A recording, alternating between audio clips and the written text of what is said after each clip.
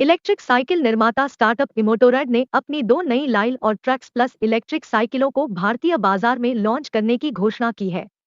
ये 2 नए variant company मौजूदा ई-साइकिल रेंज ट्रैक्स, ईएमएक्स और डूडल में शामिल किए गए हैं।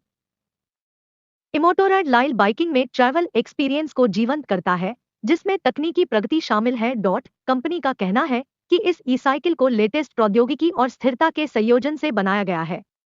लाइल की लॉन्च के साथ इमोटोरैड ने अर्बन मोबिलिटी समाधानों के लिए नई उम्मीदें स्थापित की है।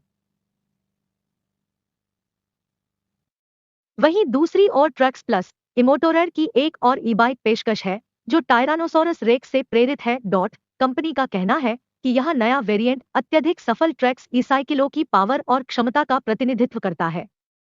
नई ट्रैक्स प्लस को पहाड़ की पगडंडियों, सिंगल ट्रैक्स और उबड़-खाबड़ इलाकों में संतुलन और आराम को बेहतर बनाने के लिए डिजाइन किया गया है। वहीं दूसरी ओर लाइल उपयोग करने के लिए एकदम सही है, जब किसी को चलना बहुत दूर तक हो लेकिन ड्राइव बहुत छोटी हो, तो ऐसे में यह काम आती है, क्योंकि इसकी रेंज 15 से 20 किलोमीटर तक की होती है। पब्लिक ट्रांसपोर्ट का इस्तेमाल करने वाले इसे फोल्ड भी कर सकते हैं।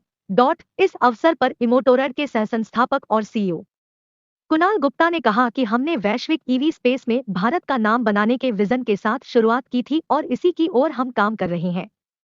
हम अन्य बाजारों में विस्तार करते हुए अपने उपभोक्ताओं से प्रतिक्रिया के साथ उत्पादों में लगातार सुधार कर रहे हैं।